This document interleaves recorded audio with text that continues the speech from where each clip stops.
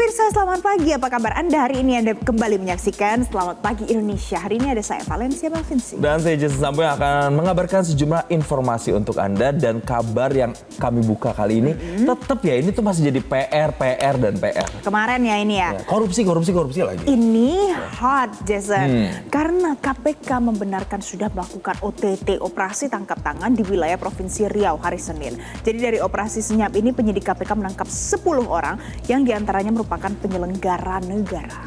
Jadi pemirsa, kalau kita lihat nih, sebanyak 10 orang yang ditangkap itu terdapat salah satunya penyelenggara negara. Namun jubir KPK Budi Prasetyo ini bungkam saat ditanyai soal apakah penyelenggara negara yang dimaksud itu adalah Gubernur Riau.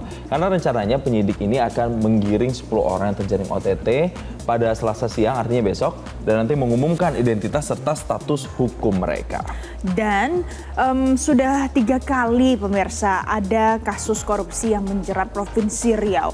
3 gubernurnya adalah Anas Mamun, kemudian Rusli Zainal, dan juga Saleh Jasid. Itu semuanya terjerat kasus korupsi.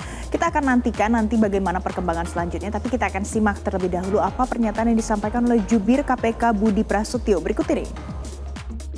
Benar ada kegiatan tangkap tangan yang KPK lakukan di wilayah Provinsi Riau.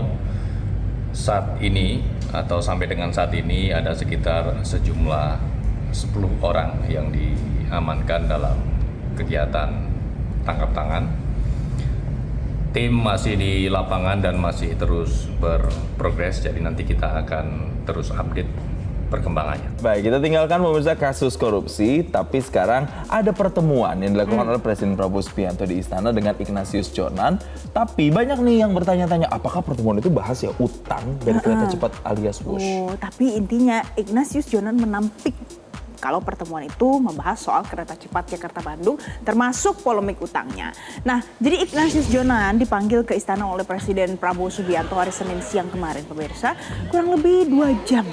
Nah, Ignatius Jonan juga menceritakan kalau dirinya berdiskusi soal program-program pemerintah Prabowo Gibran. Ia juga memberikan sejumlah masukan kepada Presiden Prabowo Subianto, dan Jonan juga menyebut kalau kereta cepat tidak menjadi pembahasan dalam pertemuan itu. Ya, Jonan yang kita tahu ini pernah menjabat sebagai Menteri Perhubungan juga di periode sebelumnya, menjelaskan dirinya ini tidak dimintai masukan atau menyampaikan pendapat soal Wush dari pandangan mantan Menteri Perhubungan. Dan perihal apakah ada permintaan khusus dari Presiden atau pemerintah untuk nantinya membantu, ya Jonan juga membantah adanya pembicaraan terkait dengan hal tersebut. Tapi terlepas dari itu, nanti jika memang dirinya diminta untuk membantu menyelesaikan masalah kereta cepat atau polemik utangnya terkait dengan Wush ini, katanya sih dirinya nanti siap berbagi, siap bertugas bagi negara.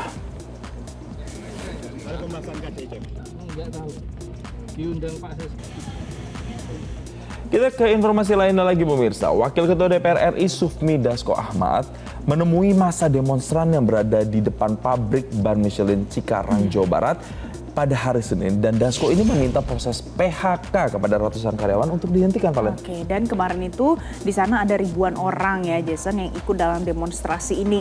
Dasko bersama dengan Wakil Ketua DPR RI Saan Mustopha yang melakukan sidak ke pabrik Multistrada Arah Sarana atau Michelin ya biasa kita kenal. Nah, kehadiran Dasko bersama dengan Saan Mustopha beserta dengan jajaran anggota Satgas Perlindungan PHK DPR RI itu diterima langsung HRD perusahaan Michelin, Fajar. Jadi Dasko meminta proses PHK karyawan untuk dihentikan terlebih dahulu.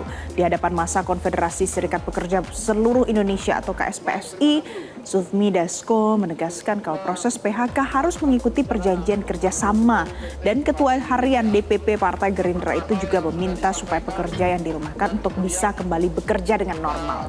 Ya, jadi ada upaya untuk kemudian bisa memperjuangkan kembali begitu ya. Tapi apa sebenarnya yang disampaikan oleh Sufmi Dasko Ahmad? Kita akan sama-sama lihat kembali cuplikan yang berikut ini.